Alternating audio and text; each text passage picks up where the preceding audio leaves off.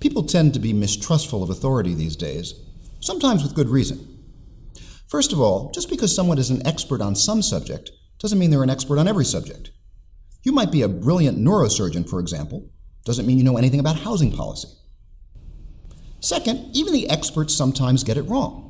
And for controversial topics, you can often find conflicting experts, as well as bias, vested interest, and so on. But the main thing is that, philosophically, the strength of an argument depends not on who offers it, but on whether the premises are true and whether they support the conclusion. And if the conclusion turns out to be true, it's true whoever says it, expert or not. Same if it's false. Now, I can already hear the nitpicky folks trying to get me on that last point. They'll say, if George Washington says, I'm the first president of the United States, that's true. But if John Corvino says the same thing, I'm the first president of the United States, that's false. Aha! Yeah, but those are two different claims, because the I in those sentences refers to two different people. Also, don't be that guy in philosophy class. But getting back to the topic at hand.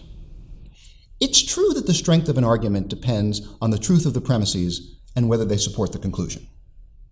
It's also true that some people are in a better position to evaluate certain premises than others. They've studied the topic, they have the relevant experience. Suppose we're debating climate change, for example, and we're making all kinds of claims about the levels of the ocean. Well, an oceanologist is going to have access to some information that most of the rest of us don't. Why wouldn't we take advantage of that expertise? The upshot is, when it comes to authority, we can trust but verify.